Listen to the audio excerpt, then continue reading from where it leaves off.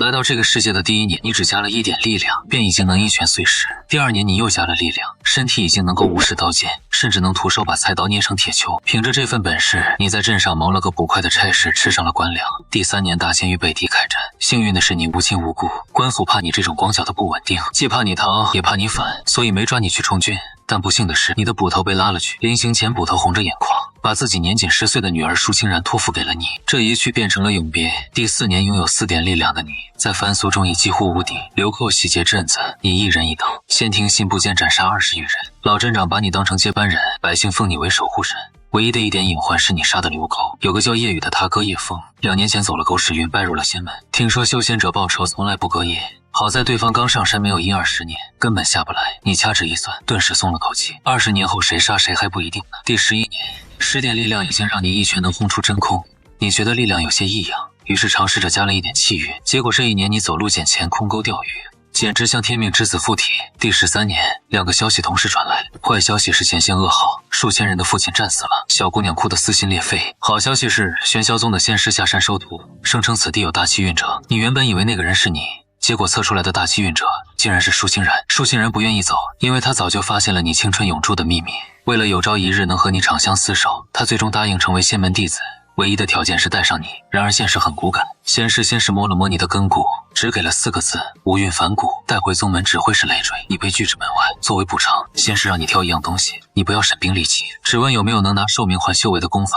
仙师看你的眼神像是在看一个傻子，但还是丢给了你一本归西术和2颗筑基丹。功法上写着300年结丹，3000年大能，3万年转生，30万年当世无敌。更妙的是，它还可以燃烧3倍寿命，换取3倍修炼速度，这简直就是为你量身定做。别人要300年，你只要100年。时光飞逝，又过了10年，老镇长退休，你顺理成章成了新镇长。此时你的面板已经相当华丽，力量20点，气运6点，你随手摘叶飞花便能洞穿50米外的山岩。在高气运的加持下，归西术还进阶成了大归西术，你的名声渐渐传开，无数江湖客慕名而来，被灭门的孤儿，被退婚的天才，经脉尽断的废柴，一个个一看就是主角模板的人物，跪在你门前求拜师，你拒绝，开什么玩笑？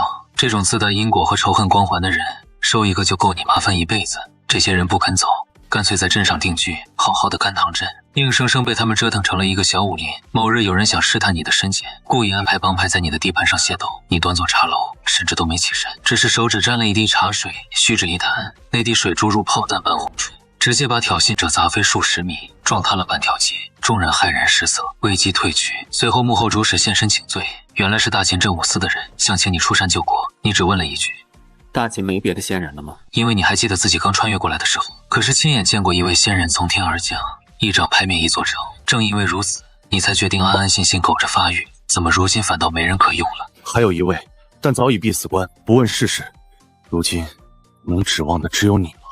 你从他口中得知，这方世界其实只是尘界，而真正的修仙世界在灵界。灵界修士若强行下到尘界，会被天道压制，所以很少有人下来。你听后恍然大悟，同时又有点欣喜。看来这个世界没多少真正厉害的人物，只要你苟上几万年，便能无敌于世。至于现在出山，你果断摇头，随后身形一晃，直接凭空消失。打仗那是另外的价钱，而且太危险，你坚决不去。又过了几日，镇上无缘无故出现了几具死状凄惨的干尸。同样的事情几10年前也发生过，你记得那时是依云道长处理的此事。然而这一次依云道长迟迟未到，最后等来的是他的尸体和一封遗书。遗书里写明凶手是深山里一条即将化蛟的大蛇，靠吸食人气修炼。你看着遗书问围观百姓：你们听说过搬山老叟的故事吗？那个老叟就是我。当夜你孤身入山，面对那座形如蛇尾的大山，拥有25点力量的你缓缓抬起右拳，轰的一声，山崩地裂，整座大山被你一拳震碎。乱石之中，一条几10米长的巨蛇奄奄一息。巨蛇怒吼：我只差100人便可化蛟，你断我仙途不怕遭天谴吗？不好意思，我不是这个世界的人，龟不沟这边天道过来，还真不好说。随后又是一拳将蛇妖当场打死。没想到在气运加持下，你竟从蛇身上得到了一缕蛟龙之气，掌握了远程杀伐的手段。此刻你估算自己的战力已经接近筑基8、9层。次日，百姓们发现那座大山凭空消失，纷纷怀疑是你干的。于是他们给你取了个绰号：半步无敌。为什么只是半步？因为还没见过你跟真正的仙人交过手。总之自那件事后，甘棠镇又迎来了一大批仰慕你的武林人士，而甘棠镇也因为这些江湖人彻底被改名成了小武林。不过这一切都和你关系不大，想低调都不行了。又是数十年闭关，外界风云变幻，大秦新帝登基，便将防线告破。而小武林也迎来了真正的危机，正是30年前拜入仙门的叶枫，他回来了。30年河东，30年河西，当年的叶枫，如今已是仙门弟子。而他此行正是得知弟弟死在小武林，特来报仇。尤其是在以武力震慑了小武林中的4大掌门之后，又得知阵中还藏着一个能摧山断河、宛如仙人的你。叶枫立刻明白了，杀死他弟弟的人很可能就是你。至于你的实力，他丝毫不惧，摧山断河他也未尝不可。于是4大门派的人被迫来到你的住处，把你喊醒。而你闭关之后，第一次与真正修仙者的交战也即将开始。不过你得知此事后丝毫不慌，毕竟有客自远方来，当然得先碰碰两拳，打不死再赶出门也不迟。尤其是在来到这个世界数十年后，你的力量加点已经来到了35，你的实力早已不是寻常修仙者可比。面对悬浮半空不可一世的叶枫，你神色平静。叶枫高高在上的质问：是你杀了我那个废物弟弟？杀了他，我屠光你们这群蝼蚁，便更加师出有名了。你杀心太重。叶枫懒得废话，抬手便是一剑斩来。在所有人惊恐的目光中，你仅仅伸出2根手指，便轻描淡写地夹住了那柄飞剑，随后屈指一弹，恐怖的反震之力直接将叶枫崩飞数百米。这就是修仙者。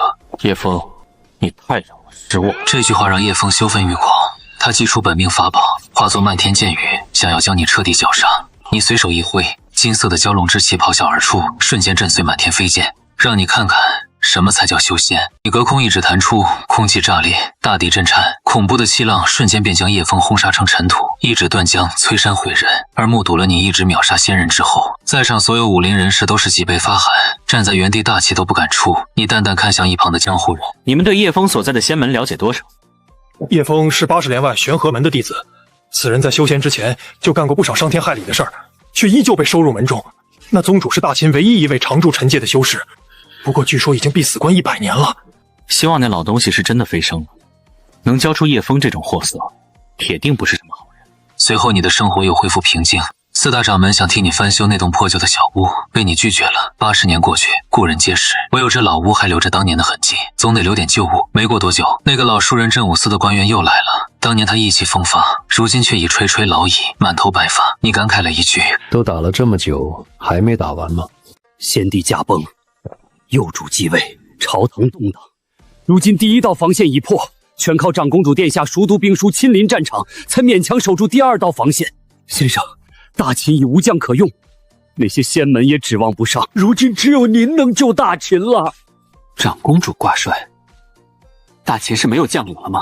怎么轮到一个女人出战？老人见你神色淡漠，于是咬牙道：长公主虽是女流，却有太祖之风。她说若大秦亡了，这天下百姓便会成为北狄圈养的血食。我没说不去。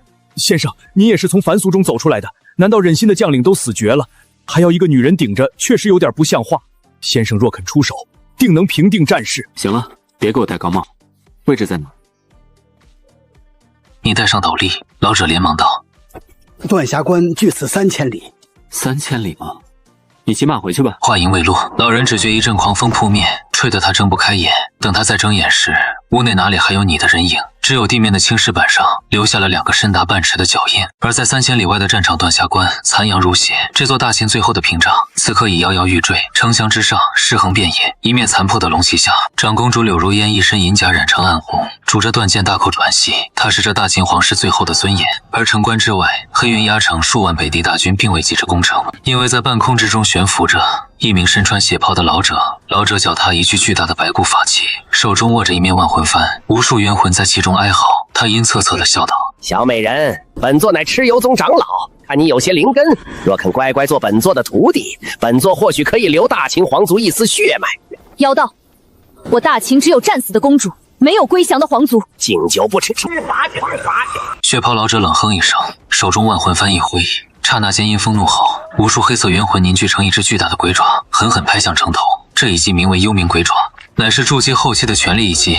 凡人军队在这一掌之下，只会瞬间化作脓水。柳如烟绝望地闭上了眼，他怎么都没想到，只差最后一步就能守住国门，竟然会有修士亲自插手凡间战事，大秦要亡了。就在这千钧一发之际，苍穹之上突然传来一声破空声，所有人下意识抬头，只见一道青色流光如同陨石坠地，后方先至，狠狠撞向那只半空中的巨大鬼状。在接触到青色流光的瞬间，就像豆腐撞上铁锤，轰然崩碎成漫天黑雾。紧接着那流光去势不减，笔直坠落在城墙前的空地之上，大地剧烈震颤，仿佛10级地震。冲击波直接把数万名北地骑兵连人带马掀到了天上。一时间全场死寂，无论是倒地的北狄大军，还是城头守军，全都目瞪口呆地看着那烟尘。中心烟尘缓缓散去，一个巨大的陨坑中央，你慢慢直起身，拍了拍长衫上的灰尘，又扶正了头顶斗笠。这么大威力的法术，居然连个人影都没炸出来。这路稍微有点远，落地没太控制好力度。你是这里管事的？柳如烟愣了半晌，我是。敢问阁下是哪座仙山的仙师？我不是仙师。你转过身，背对城墙，看向半空中那个同样有点猛的血袍老者。我只是个镇长。听说你们这里有人闹事，特来调解一下。空中的血袍老者神识一扫，你的身体毫无灵力变动，竟是个凡人，难道只是个练了点外家功夫的武夫？但修士对凡人的蔑视早已刻入骨髓，老者顿时恼羞成怒，法诀一掐，祭出一口赤红飞剑，化作一道血红，直刺你的眉心。柳如烟连忙惊呼：“仙师小心！”你站在原地动都没动，就在飞剑即将刺中你眉心的一瞬，你抬起右手，屈指一弹，竟被你一根手指直接弹飞。不仅如此，巨大的反震之力还让剑身瞬间布满裂纹，最后咔嚓一声，断成无数碎片，本命法宝受损。空中的血袍老者猛地喷出一口鲜血，满眼惊恐。这不可能！你这是什么肉身？就算是体修，也没听说过能徒手崩碎灵气的。太脆了。随后你双腿微屈，脚下地面瞬间塌陷，原地只留下一个残影。下一刻，你已经出现在100米高空，正对着那血袍老者。这不是飞，纯粹是跳上来的。老者瞳孔骤缩。道友饶命！我是蚩尤宗的人。你面无表情，一拳轰出，没有任何技巧，只有绝对的力量。拳风压缩空气，形成一枚空气炮，重重砸在灵力护盾上，护盾如纸糊般破碎。拳风毫无阻碍地贯穿了老者的胸膛，甚至在他身后轰出了一条长达1000米的真空云带。老者瞪大双眼看着自己胸口的大洞，直到死他都没弄明白这到底是什么力量。随后你在重力作用下自由落体，稳稳落在城墙之上，站到了柳如烟面前。北狄大军眼见神仙般的人物被你一拳打死，顿时三军大乱，将帅士卒纷纷丢盔弃甲，大秦城墙上一片死寂。所有士兵都惊恐地看着你，你没有理会众人，只是看着面前这位虽然满脸血污，却依旧难掩绝色的长公主。柳如烟深吸一口气，颤声朝你深深一拜：“多谢仙师救命之恩，救国之恩，不知先生尊姓大名？如烟愿倾国之力报答。”报答就不必了，我来是想问个事。先生请问，只要是如烟知道的，定知无不言。你指了指地上那具血袍老者的尸体，这家伙说他是蚩尤宗的，往后蚩尤宗会不会有人替他报仇？蚩尤宗位于灵界北境的藏阴山脉，而灵界与尘界有规则限制，灵界修士若强行下界，虽有些办法，但实力会大打折扣。先生是担心蚩尤宗报复吗？你点了点头，顿时松了口气。那挺远的，杀了小的，我怕老的来找麻烦。我这人最怕麻烦。好了，如果没什么事儿，江湖再也不见。因为你没有灵根，寻常修士即便见你，也看不出深浅。说完，你刚想离开，柳如烟却连忙叫住你：“先生，大秦皇位空悬，您若有意……”我只是个镇长。你摆了摆手，压低了斗笠。今天的事，别说是我干的。说完，你一步跨出，消失在茫茫夜色之中。你回到甘棠镇后，就像什么都没发生过一样，继续过自己的小日子。第85年这一年，你的力量加点到了40点。你发现单纯提升力量开始遇到瓶颈，你的肉身已经有些承受不住如此庞大的力量，于是你决定下一年开始加体质。第90年，大秦中兴，女帝柳如烟励精图治，平定四方。她在皇宫深处立了一座无字碑，每逢初一15便去祭拜，有极少数人知道她在等一个人。而你正在镇上的池塘边钓鱼，这10年里你加了5点体质，5点气运，你的肉身坚硬程度已经堪比极品灵气。现在就算站着让金丹气他，估计也就是破点皮。然而就在第95年，你意外从江湖人手中得到了一张残图，图上记载着一处通往灵界的传送阵位置。你看了一眼，随手加进书里，拿去垫桌讲。去灵界？开什么玩笑！听说那里金丹多如狗，元婴满地走。不去，打死不去。你并不知道现在的你单靠肉身都已经能垂死元婴。第100年，甘棠镇的老人们走了一批又一批，你也成了镇上最老的老人，但容貌依旧停留在20岁。为了不惊世骇俗，你用易容术给自己画了2撇胡子，装作中年人。这一天，镇上来了一位衣着华贵的美人，你一眼便认出她是当年的女帝柳如烟。20年过去，她脸上也多了些风霜。她知道你怕麻烦，所以整整20年都没寻过你的踪迹。但如今她退位了，辞去皇位后，她独自来到了这里。先生，如烟能讨杯茶喝吗？进来吧，刚泡好的。他没提当年的救国之恩，你也没提当年的一拳震敌，两人就像相识多年的老友，聊着镇上的收成，聊着隔壁王两家的猫。这一刻，她不再是那个叱咤风云的女帝，你也不再刻意装作什么高人。此时此刻，你们只是红尘中2颗短暂交汇的星辰。随后，柳如烟在镇上住了下来，每日养花种草，偶尔来你这里蹭饭。她从不过问你的修行，你也默契的不提朝堂旧事。镇上的人都说老镇长终于铁树开花，这是要再次度过余生了。你听后只是笑笑，没有解释，也没有否认，因为你知道凡人的余生实在太短。第15年，这15年里，你把力量加到了50点，体质加到了20点。你的身体密度已经高得吓人，现在的你走路都得控制力道。也是这一年，大雪纷飞的冬日，隔壁小院格外安静。你推门进去，看见满头银发的柳如烟躺在摇椅上，身上盖着厚厚的狐裘，那是她当年初见你时穿的那件，如今已经有些旧了。她看着你，浑浊的眼中闪过一丝如少女般的狡黠与满足。先生，这茶喝了15年，如烟知足了。她颤巍巍从怀中取出一块温润玉佩，这是大秦皇族最高级别的秘药。那年我不仅是为了守国门，更因为我知道先生怕麻烦。只要大秦还在，那些不开眼的宵小就不会轻易打扰甘棠镇。如今我要走了，此生能有幸陪先生赏完余生，如烟知足了。在漫天飞雪中，这位传奇女帝含笑而逝。你站在雪地里久久未动，最后你在她墓前倒了一杯热茶。下辈子别生在帝王家，也别遇见长生者，找一个爱的人共度余生吧。第120年，你再次感受到一种莫名的心悸，不是因为恐惧，而是因为这个世界似乎开始排斥你了。你的力量太强，强到一呼一吸间都会扰乱周围的天地灵气。你不得不更加小心地收敛气息，整日坐在那张垫着灵界地图的破桌前发呆。直到这一日，天空裂开了，是真的裂开了。甘棠镇上空的苍穹像是一面被打碎的镜子，出现了一个巨大的黑色漩涡。更糟糕的是，你感受到了世界意志的驱逐，这个低级地图已经容不下你这个满级角色。天空降下一道道接引之光，那是强行飞升的光芒。看来是时候换个地方继续苟着了。你叹了口气，回头看了眼甘棠镇，这里承载了你120年的记忆。你回到屋内，从桌角抽出那张积灰的残图，又带上了柳如烟留下的玉佩，最后背起那个装满家当的小包裹。你对着虚空喊道：别催了，走就是了。你一步踏空，顺着接引之光主动冲向那道巨大的裂缝。在即将离开这个世界的瞬间，你回头对着甘棠镇的方向屈指一弹，一道柔和金光笼罩了整个小镇。那是你用5点气运值铸成的因果，护他们百年风调雨顺，算是我交的最后一次房租吧。光芒一闪，你的身影彻底消失在沉寂。甘棠镇的百姓们跪地叩首，泪流满面。而在镇口石碑上，不知何时多了一行字：此地有仙，名曰无岁。你眼前的景象不断变换，当你再次睁开眼时，周围的灵气浓郁的几乎让你窒息。这里是灵界修仙者的圣地，也是弱肉强食的修罗场。你正站在一座巨大的飞升台上，四周围满了身穿各色道袍的修士，可当他们看到你时，全都傻了。尘界飞升者怎么看着平平无奇啊？身上毫无灵力变动。你假装有些紧张的缩了缩。各位大哥，那个，请问蚩尤宗怎么走？听到你的问题，飞升台四周的修士们面面相觑，随后爆发出哄堂大笑。蚩尤宗，那可是北境藏阴山脉的魔道大宗，区一个连炼气期都不是的凡躯，找死也不是这么找的吧？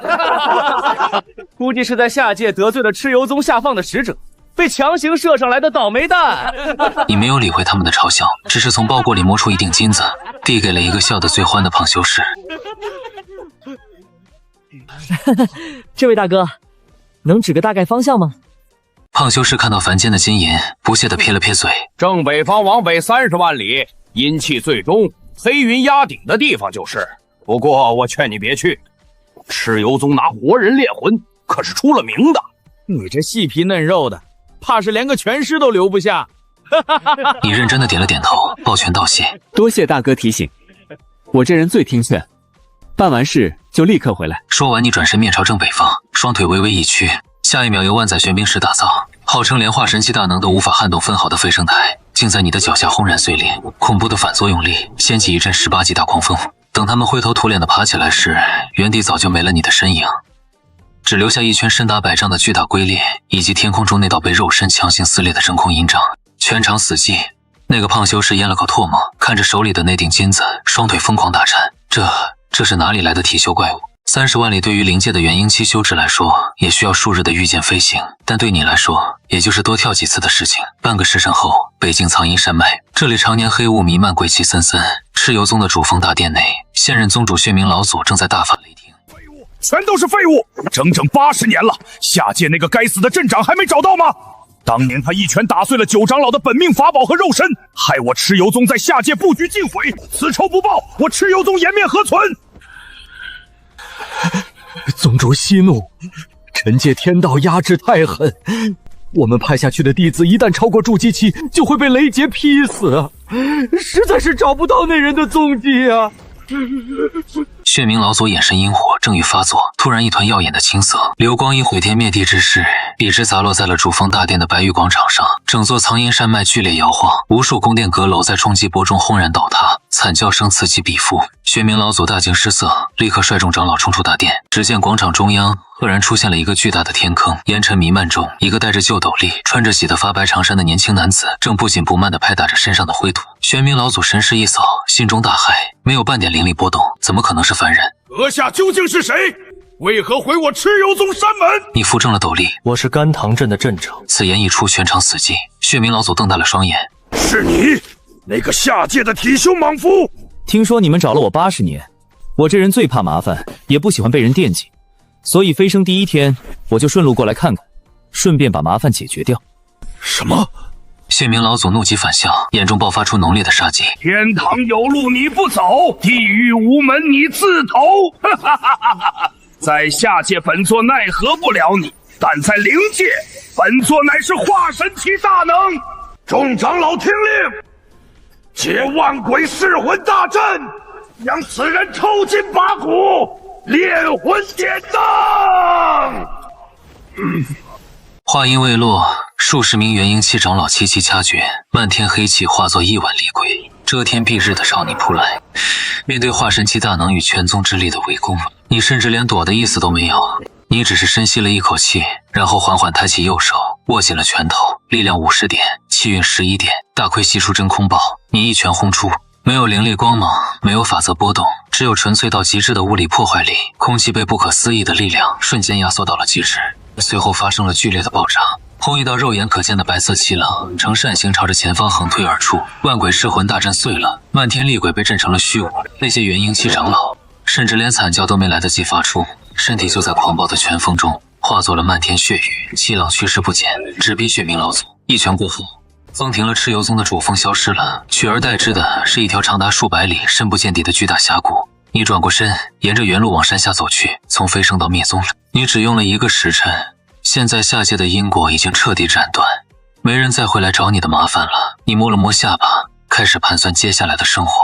灵界的灵气这么浓郁，归西术的效果应该能翻倍。先找个山清水秀的凡人小镇，继续苟个1万年吧。等把各项属性点都加到1万点。你微微一笑，压低了斗笠。那时候我应该就可以真正无敌了吧？飞升台上的骚乱，只用了半天便传遍了附近17座县城。蚩尤宗灭门的消息，则在3日之后，像瘟疫一样席卷了整个灵界北境。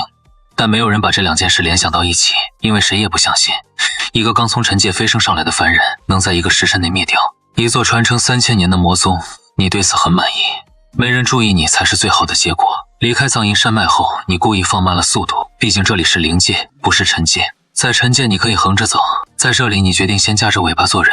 你一路向南，专挑凡人聚居的地方走。7天后，你在一座名为枫桥镇的小地方停了下来。这里靠山临水，灵气稀薄，离大仙门也远，镇上多是猎户药农和来往商贩。最重要的是，镇子够小，麻烦够少。你花了2两银沙，买下了一处带院子的旧宅，然后把柳如烟留下的玉佩挂在了床头，又把那张残图继续拿去垫桌角。你发现不管到了哪儿，这玩意都挺适合垫桌子的。被震后的第1年，你没有加力量，你给自己加了一点法力。下一刻，你体内那本就缓慢流转的大龟息术，像是被突然点燃了一样。灵界的天地灵气远比尘界浓郁太多。你第一次清晰地感觉到体内生出了一缕真正属于自己的灵源。这缕灵源很弱到连炼气修士都未必看得上，但它对你而言意义非凡，因为这意味着你终于不再只是个会抡拳头的阵长了，你现在是个会抡拳头的法武双修阵长。第2年，你又加了一点法力，大龟息术在灵界灵气的静养下再次蜕变，它不再只是单纯的龟息，而是化作了一门新的法诀。你给它取名叫玄武长生经，名字很霸气，效果也很霸气。它不仅能把寿元高效转化为修为，还能把你的气血法力神识一起压缩。简单来说，就是更适合你狗了。第3年，你尝试着散出神识，神识刚一铺开，整座枫桥镇就像掌中观文一样，清清楚楚映入你的脑海。你看见东头卖豆腐的寡妇在偷偷给隔壁铁匠送咸菜，你看见西街的赌鬼把老婆藏的私房钱挖了出来，你还看见镇衙后院里那位老镇长正捧着账本唉声叹气。你默默收回了神识，知道的太多也是一种麻烦，可惜麻烦这种东西不会因为你嫌它烦就真的不来。半个月后，枫桥镇外来了一头3阶狼妖，老镇长带着10几个捕快站在城门口，腿都在抖。你站在人群后面，本来不想出手，可那头狼妖偏偏挑中了你的院墙，一口咬他了半边。你沉默了2息，然后走上前去，一拳打爆了他的脑袋，全镇百姓都傻了，老镇长更是当场给你跪下了。你扶起他，认真解释说你只是个路过的外乡人。可第2天一早，镇民们便自发抬着牌匾堵在你家门口，牌匾上写着5个烫金大字，请您当镇长。你站在门口，看着那块熟悉到不能再熟悉的牌匾，整个人都沉默了。你飞升灵界，本是想换个地方继续苟，结果兜兜转转又当上了镇长。你推辞了3次，镇民们跪了3天，最后你叹了口气，还是接下了这份差事。反正管镇子这种事，你有经验，于是你在灵界的第1个正式身份变成了枫桥镇新任镇长。消息传出去后，附近几座小镇都震惊了，因为谁也没见过一个一拳打死3阶狼妖的凡人。很快，枫桥镇开始出名，很快出名就带来了新的麻烦。镇上陆续来了很多奇奇怪怪的人，有背着巨剑一脸落魄的少年，有被仇家追杀身负血海深仇的少女，还有一个丹田破碎口口声声30年河东的黑衣青年。你看着他们那一张张熟悉的主角脸，眼皮直跳。你当场在镇口竖了一块新牌子，牌子上只写了一句话：本镇不收徒不结义，不退婚不打脸。众人看得一脸茫然，只有你自己知道这是一条多么重要的正规。可惜规矩这种东西对主角模板通常没什么约束力。灵界第5年，一个白衣女子来到了枫桥镇，她入镇时天降细雪，满街行人纷纷侧目，因为她太美也太冷。她身后还跟着8名气息强大的护道者，镇上的江湖客一眼就认出了她的身份，玄霄宗圣女舒清然。你正在院里劈柴，听到这个名字时，手里的斧头第一次顿了一下。很快院门被人轻轻敲响。先生，清然能讨杯茶喝吗？你站在原地安静了很久，最后还是走过去打开了院门。门外的舒清然容颜依旧，眼神却比当年深了太多。她看着你，眼眶微微发红。我找了你100多年。你看了看他，又看了看他身后的8名护道者。你来就来，带这么多人做什么？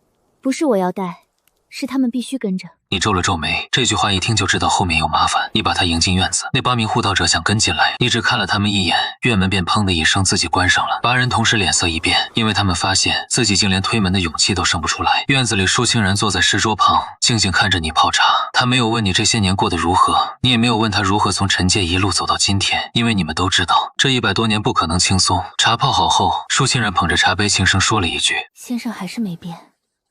变了。以前我只怕尘界的麻烦，现在连灵界的麻烦也开始怕了。舒清然忍不住笑了，这一笑像极了当年那个哭着抓住你袖子的10岁小姑娘，可笑意只停留了片刻，便又被疲惫取代。我这次来是想请你救我。玄霄宗出事了，带我走的那位师尊30年前作化了，新任宗主勾结中州天命阁，想用我的气运去开一座上古地墓。我若不从，玄霄宗上下便都会死。你沉默了片刻，然后叹了口气。我就知道，主角模板这种东西沾上就没好事。先生，后悔开门吗？有一点，但不多。舒清然低下头，嘴角却微微扬起。他知道这句话的意思，其实就是不后悔。就在这时，院外突然传来一声冷喝：“圣女，宗主有令，请你即刻回宗。若你再与这不明来历的夫人纠缠不清，休怪我等不讲情面。”哼，茶还没喝完就开始催了。他们一直都在。你点了点头，放下茶杯。他来了，麻烦通常也就不远了。果不其然，第3天中午，天命阁的人便到了。来的是一名黑袍中年人，他没有直接动手，因为他比玄霄宗那几个长老更谨慎。他站在镇外，隔着3里地对你拱了拱手。在下天命阁执事周斐，奉阁主之命前来请吴隧道友一叙。我不喜欢叙，道友可知舒清然身怀天命气运，关乎一座上古地墓的开启。那是他的气运，又不是你们的。道友莫非要与我天命阁为敌？本来不想，但你们非要来我家门口说这句话，那现在算是了。镇外一片安静，周飞显然没想到你会把话说得这么直接。良久之后，他忽然笑了。狂妄！我天命阁立足中州7万年，阁中合体大成不下双手之多。你纵有几分本事，莫非还能与天争命不成？你听到这里，抬头看了看天。我以前在陈界的时候，也有人跟我说过差不多的话，后来他们都死了。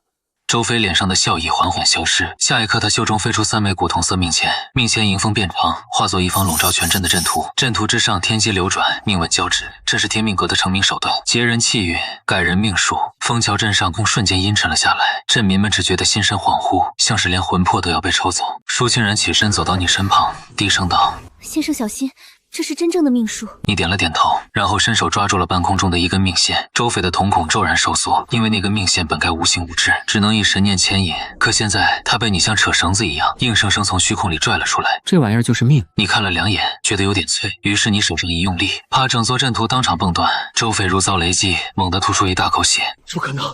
你怎么可能徒手触碰天命之线？你甩了甩手指，感觉有点意思。原来这就是气运和命数的用法，学到了。周斐听得浑身发凉，因为他忽然意识到，你不是在硬抗他的术法，是在现学。一个第一次接触天命术的人，只看了一眼就能徒手扯断命线，这已经不是怪物能形容的，这是艺术，真正意义上的艺术。他再不敢停留，转身就想施展遁法逃命。你坐在原地，没有起身，只是屈指一弹，一道无形气劲穿过3里长空。周飞整个人连同他的元神命盘、护身法宝一起在空中炸成了一团雾，化得干干净净。这一日之后，枫桥镇彻底安静了，没有人再敢靠近，连路过的飞禽都可以绕着走。你终于得到了几分久违的清静，可你也知道这种清静不会太久，因为周飞死前已经把消息传回了中州。果然半个月后，天命阁3位推演大宗师同时开坛，他们想算你的来历，想算你的命数，想算你和舒清然之间的因果。结果第1位大宗师刚看到一片空白，便当场七窍流血。第2位大宗师连界外2个字都没来得及说出口，肉身便炸成了一地碎骨。第3位最惨，他强行推演到了甘棠镇，看到了一块石碑，石碑上写着几个字：此地有仙无祟。然后他便疯了。天命阁上下一片哗然，阁主亲自下令：传令，无罪者不可算，不可惹，不可进，违令者逐出天命阁。终于松了口气，舒清然坐在你对面，看着你慢吞吞的给茶壶添水。你看了一眼院外的夕阳。先生，你接下来打算怎么办？舒清然低声道：先继续住着，等再加几年属性点，等强到谁都打不动我的时候，我就更安心了。那我呢？你抬头看他那，你想留就留，但先说好，我这里不收徒，也不收剩女。苏清然眨了眨眼，那收什么？你想了想，收个蹭饭的，倒也不是不行。苏清然怔了一下，随后轻轻笑了起来，这是他来到灵界后笑得最轻松的一次。于是枫桥镇很快多了一则新的留言。镇长身边那位白衣姑娘来头大的吓人，可在镇长面前啊，倒像个安安静静的小媳妇。你听见这话时，手里的茶差点喷出来。你本想解释，后来想想又懒得解释了。反正凡人的嘴总是闲不住的，与其让他们猜你是不是上古体修，不如让他们猜你是不是晚年开花，至少后者听起来没那么吓人。灵界第10年，你的力量加到了55点，体质加到了25点，法力也加到了5点，你的身世已经能覆盖方圆万里，你的肉身则真正跨入了一个你自己都说不清的层次。这一天夜里，你在院中练拳，只是随意朝天上递出一拳，结果万里之外，一颗路过的小陨星被你隔空打碎了，看着天上那团爆开的火光，陷入了短暂的沉思。坏了，我是不是又快强的有点离谱了？舒清然站在廊下，静静看着你。先生，你这句话听起来有点欠打呢。你认真想了想，是吗？那我以后尽量少说。可还没等你继续安稳多久，一个更大的消息便从中州传遍了整个灵界，上古地墓提前现世了。而墓门开启的钥匙之一，就是舒清然身上的天命气运。与此同时，天命阁大荒圣地万妖山无量，剑宗4方势力齐齐发出诏令，凡提供舒清然与无岁行踪者，赏圣器1件；凡能擒住2人者，许1州之地。整个灵界都开始动了。你看着刚贴到镇口的悬赏榜文，沉默了很久，然后回头看向舒清然。我就说吧，站上主角模板，果然麻烦一辈子。舒清然抿了抿唇。那现在怎么办？你低头把榜文撕了下来，团成一团，随手丢进火盆里。火光映着你的斗笠，也映着你平静的有些过分的脸。怎么办？他们不是想找我们吗？那就别让他们找了。你缓缓起身，拍了拍衣袖上的灰。走。你说走就走。舒清然随即起身跟上，你一步踏出，地面瞬间炸开一个深坑。舒清然只觉得眼前一花，四周景色便已疯狂倒退。中州很大，对灵界修士来说，大到穷尽一生都未必走得完，对你来说，也就是多跳几次。半个时辰后，你和舒清然站在了天命阁山门之外。这里群山如棋，星轨垂天，99座侧天台高悬云海，的确有几分仙家气象。山门早已大开，没有阵法，没有埋伏，也没有杀气，只有一名白发老者独自站在山门前等你。舒清然看了对方一眼，低声道：“这是天命阁阁主林森。”你看着那老头，觉得他比周斐顺眼得多，至少他没有一上来就说要叙旧。林森朝你深深一揖：“5岁道友，老夫等候多时了。”你看了他一眼：“你们不是最会算吗？既然算到我要来，怎么不跑？”林森苦笑了一声：“我算了一夜，只算出一件事，跑得再快也快不过道友的拳头。”你直接问道：“悬赏是谁提的？”林森沉默片刻，还是如实开口：“大荒圣地提议，万妖山复活，无量剑宗点头，天命阁被迫参与，因为所有人都以为舒姑娘是开幕之笑。你实际上……”老林森抬起头看向你，眼神复杂的厉害。舒姑娘是钥匙之一，但真正让地幕提前现世的不是她，是你。舒清然神色微变，你倒是不怎么意外。继续说。林森深吸一口气，那座上古地墓埋的并不是地，而是一位从界外坠落的仙。传说那仙死前污染了整片藏地海，后来被灵界仙贤联手镇压，在外面套了一层地幕的壳子，掩人耳目。如今封印松动，可老夫觉得他们抢到的多半不是机缘，而是麻烦。你听到麻烦2个字，立刻认真了许多。封印什么时候开？今晚子时，地点藏地海归虚门。你点了点头。林森犹豫了一下：“5岁道友，今晚去的人很多，大荒圣主、万妖山主、无量剑宗主，甚至还有几位闭关多年的老怪物都会到场。他们未必是你的对手，可那归虚门后面的东西，恐怕连他们自己都不知道是什么。”没事，人我不怕，我就怕东西。离开天命阁后，你们没有停留。藏地海在中州最东海天一线，终年漆黑。等你们赶到时，夜幕刚好降临，整片海面死寂的像一口巨大的棺材。而在海中央，正悬浮着一座漆黑古门，古门高达万丈，门上刻满早已无人能识的古老符文。四方势力已经到了，东边是天命阁的人，却全都站得很远，明显一副我们只是来看热闹的样子。西边是大荒圣地，旌旗如林，圣光漫天。南边是无量剑宗，剑气横空，连海水都被割开了数百道裂痕。北边是万妖山，各色大妖盘踞天穹，凶气遮月。除此之外，还有数不清的散修老怪，魔道巨擘藏在暗处，个个都在等着子时开门。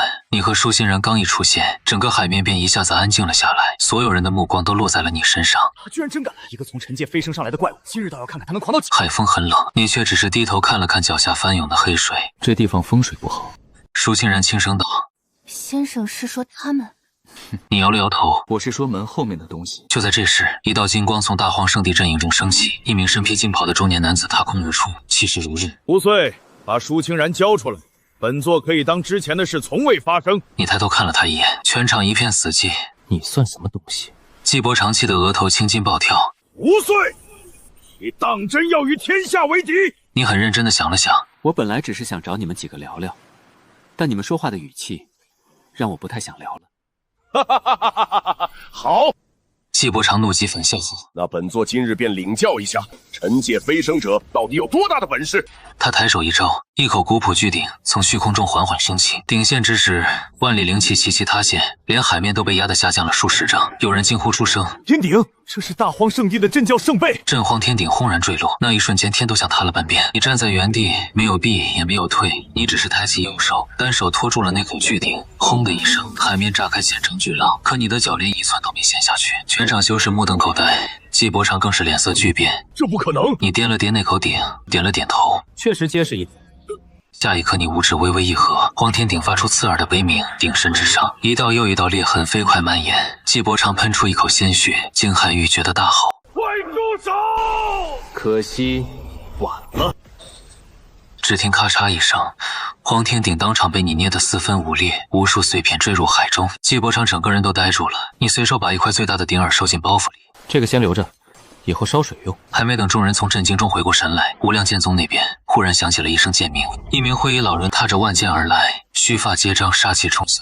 庶子，圣地岂容你辱？无量剑宗谢风，请你赴死！你看着那铺天盖地的剑河，眉头微皱。你们剑修说话怎么都这么冲？谢丁懒得废话，抬手一压，10万飞剑如暴雨般落下，整片夜空瞬间亮如白昼。你站在原地，缓缓伸出2根手指，然后朝前轻轻一夹，那10万飞剑竟像撞进了某种无形巨壁，气息停在半空。下一刻，你五指一握，整条剑河猛地收缩，10万飞剑在空中被硬生生捏成了一团巨大的铁球。谢丁双眼瞬间赤红。我的剑！你屈指一弹，那颗剑球如流星般倒飞而回。谢顶连同他身后的36名剑修当场被砸成一片灰雾，剑修阵营瞬间死寂。就在这时，海中央那座漆黑古门忽然亮了，舒清然脸色微白。先生，他在看你。你也感觉到了，那不是错觉，门后的东西真的在看你。下一刻，古门轰然震动，一条粗大无比的黑色锁链从门缝中猛地崩断。在场所有人的脸色都变了。林森站在远处失声道：“不好！门不是要开了，是里面的东西要出来了。”门开了，一只惨白的手缓缓从门后伸了出来。那只手并不大，甚至看起来很普通。可当它出现的一瞬间，方圆10万里的灵气便全部死了，是真的死了，不再流动，不再呼吸，不再回应任何人的法诀。一名大长老怪惊恐尖叫：“仙师，那是仙师！”下一秒，那只手轻轻一按，那名大长老怪连同他周围数百名修士，同时化作了无声无息的灰，全场大乱。刚才还高高在上的各方巨头，此刻全都疯了一样后退。有人施展血遁，有人燃烧寿元，有人甚至当场跪下磕头，可没有用。古门里的东西正在一点点走出来，那是一个浑身缠满断裂锁链的白衣人影。他没有眼睛，脸上只有一片平滑的苍白。可他抬头的一瞬，所有人都感觉自己被看见了。我还是第一次见到比我更像麻烦的东西。那白衣仙师缓缓抬起手，遥遥指向了你。刹那间，一股前所未有的危机感第一次真真正正的落在你身上。你脚下的空间开始塌陷，你的气血开始逆流，连体内的玄武长生经都发出了从未有过的轰鸣。你低头看了一眼自己的手臂，上面竟然裂开了一道细小血口。我来灵界这么久，你还是第一个打破我皮的。那白衣仙师自然不会回应，他只是向前迈了一步。这一步落下，藏地海直接蒸发，海面散发层层雾气，无数修士连惨叫都没来得及发出，便在白光中化为了虚无。白衣仙师彻底走出了古门整片天，天地开始崩裂，天外甚至出现了一道巨大的黑色缝隙，像是整个灵界都要被它撕开。你抬头看了一眼那道裂缝，眉头终于皱了起来，因为你忽然意识到，如果让这东西继续闹下去，以后别说狗了，你可能连个安稳当镇长的地方都找不到。想到这里，你长长叹了口气，本来只想出门讲个道理，怎么又变成收拾烂摊子？舒清然看着你，忽然轻声道：“先生，如果这次打不过，你就先走吧。”你回头看了他一眼，胡说什么？我家还在风旗镇，桌角下面还压着地图呢。说完，你向前走了一步。这一刻，你不再压制自己的气血，也不再压制自己的神识，更不再压制自己那一身一境。强到开始违背常理的肉身，轰的一声，你的气息第一次完整的在灵界展开。方圆10万里，山海齐鸣，无数还在逃命的修士，气息被这股纯粹到极致的生命为压，压得跪了下去。他身上的锻炼同时飞起，化作9条灭齿黑龙朝你绞杀而来。你抬手抓住第一条，反手就把它当鞭子扔了出去。第2条黑龙被你直接抽爆，第3条被你一脚踏断，第4条缠上你的腰，却只来得及收紧一半，便被你用腹肌硬生生崩碎。远处一群观战修士看得头皮发麻，直接崩碎先烈。白衣仙师终于不再硬拼，他抬手对着天空一抓，那道天外裂缝猛然扩大，无数诡异黑影从裂缝深处探出，像是想要借着这个机会降临灵界。林森看得魂飞魄散，他在开界门，他要把界外污染引进来。你听到界外2个字，动作微微一顿，然后你忽然想起了之前被天命阁推演反噬时，他们嘴里没说完的那2个字。界外原来说的是这个。白衣仙师显然察觉到了你的迟疑，他猛地一闪，瞬间出现在苏清然面前，伸手便抓向他的眉心。苏清然周身气运自动爆发，化作无数白金色锁链拼命阻拦，可在仙师面前依旧太弱。你眼神瞬间冷了下来。下一刻你消失了，不是消失，而是因为太快，快到所有人的眼睛都失去了意义。等你再出现时，你已经站在仙师身后，而你的右手正插在他的胸口里，整片天地再次安静来。白衣仙师缓缓低头看向自己胸前透出的那只手，你的手里正攥着一枚漆黑如夜的球体，那不是血肉之心，而是一枚不断跳动的死人。你第一次感觉到自己的手在发烫，那是来自更高层次力量的灼烧，你却没有丝毫犹豫，五指猛地握紧，砰，那枚黑色球体当场爆开。白衣仙师浑身一震，整个人像被抽走了所有，智胜身上的仙光开始迅速溃散，可他没有立刻死去，他那张没有五官的脸竟缓缓裂开一道缝隙，像是一张嘴。下一刻，一道沙哑到极致的声音直接在你脑海中响起：原来是你，你认识我？不，是和你一样的人。然后呢？他的声音断断续续，他的身体便开始彻底绷紧。你皱眉追问，然后什么？白衣仙师沉默了一瞬，最后只留下4个字：不要上去。话音落下，他彻底化作漫天灰白色光线，那道被他强行撕开的剑门也在同一时间缓缓闭合，天地终于重新恢复了颜色。就在这时，那座彻底敞开的古门深处忽然亮起了一道微弱光芒，身势一扫，神色微微一变，里面还有东西。舒欣然顺着你的目光看去，要进去吗？你沉默了2息，本来不想，但刚才那仙师临死前的话让你很难当作没听见，尤其是那句和你一样的人。于是你点了点头，进去看看，看完就走。门后的世界并不是墓，而是一片早已崩坏的灰白废墟。这里没有灵气，也没有时间流动的痕迹，只有一座残破石殿，孤零零立在废墟中央。石殿门口插着一块断碑，碑上没有灵界文字，也没有上古符文，而是你无比熟悉的字简体字。你盯着断碑，一字一句地念了出来。后来者，如果你能看到这行字，说明我已经失败了。我和你一样来自别处，也和你一样靠时间变强。上界不是仙乡，是猎场，飞升不过是把长大的鱼送进更大的网。舒欣然站在你身旁，没有打扰你。他虽然看不懂碑文，却看得懂你眼里的情绪。石殿深处果然悬着一枚青铜小印，你伸手握住它的瞬间，便明白了它的作用。它不能让人真正与你一样无限成长，却能让一个人与你共享漫长岁月。你下意识看了舒欣然一眼，他被你看得耳根微红，却还是轻声问道：先生，那石碑上面写着什么？你想了想说道：上面说暂时别再往上走了。舒欣然点了点头，那便不走了。你只是带着舒欣然回了枫桥镇，院子还在，茶壶还在。舒欣然在一旁忍不住笑。那天夜里，你坐在院中泡茶，把那枚青铜小印放在石桌上，推到了他面前。墓里还留了个东西，能让一个人活很久，代价是以后可能得天天看我这张脸，挺烦的。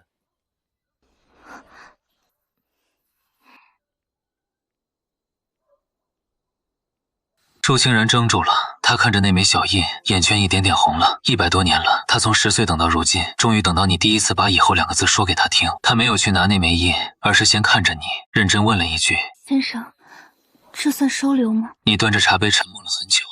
算。舒欣然这才笑着把小印握进掌心，月光落下来，照得他眼里像有细碎的星。那一晚枫桥镇没有雷劫，也没有异响，只有院里那盏旧灯亮了整整1夜。很多年后，灵界依旧会有人提起那一夜的脏地海，提起那位一拳捏碎圣器，徒手掏死仙师的无罪。有人说他早已飞升更高处，有人说他隐居在某座圣地深处，还有人说他根本不是人，是某位上古大能转世。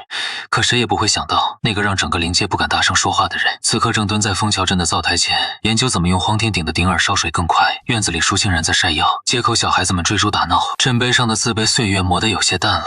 你站在门前看着人间烟火，忽然觉得这样就很好。上面那张网你迟早会去撕，但不是今天。今天你只是个镇长，要管收成，管邻里，管谁家的鸡又跑进了谁家的院子。至于无敌，至于长生，至于更高处的秘密，都可以再等等。反正你有的是时间，而这一次你终于也不再是一个人了。